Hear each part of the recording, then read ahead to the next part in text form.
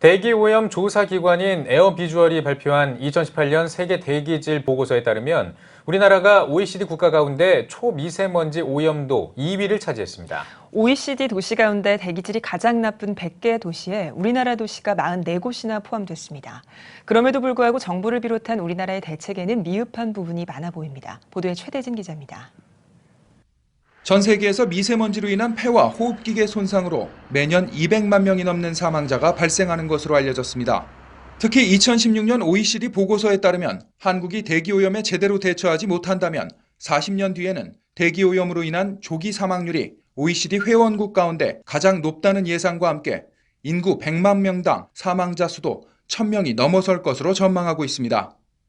흡연을 넘어 전 세계에서 가장 위험한 단일 환경 위험 요소로 지목되고 있는 미세먼지는 각종 호흡기 질환뿐만 아니라 퇴행성 질환과 성장 발달, 신경퇴행성 질환, 암 발병 등의 주요 위험 요인으로 알려지고 있습니다.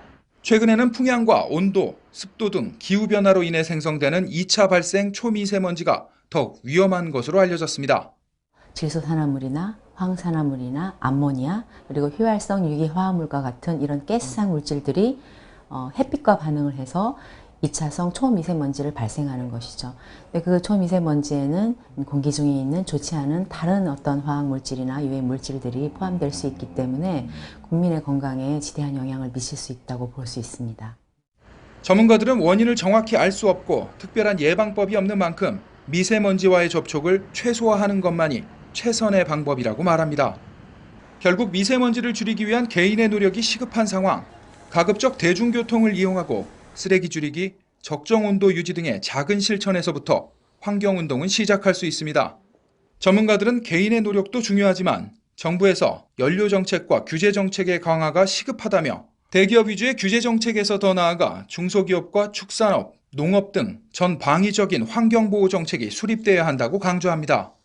이 원인을 정확히 알 수 없다라고 하는 건데 그 원인에 대해서 파악하는 일이 우선 시급하다고 생각돼요. 차근차근 그 일들을 급하게 조치를 내놓는 것이 아니라 정확한 원인 분석에 따른 대책들을 국내적으로만이 아니라 국제적으로도 공조해서 대책을 마련할 수 있었으면 하는 생각이 들고요. 결국 한 나라만의 문제가 아니라는 것을 세계 국민이 다 알지 않습니까? 그러니까 같이 국내적인 문제, 국외적인 문제를 동시에 이제 적극적으로 하는 정부의 그런 노력들이 결국은 우리 국민들이 우리 스스로도 노력해야 되는 문제다라고 생각할 수 있도록 공감대를 형성해 가야 된다고 생각을 합니다. 모든 국민이 가급적 대중교통을 이용하고 에너지를 절약하는 작은 것에서부터 위기의식을 갖고 미세먼지 줄이기에 적극 동참해야 할 시점입니다. CTS 뉴스 최대진입니다.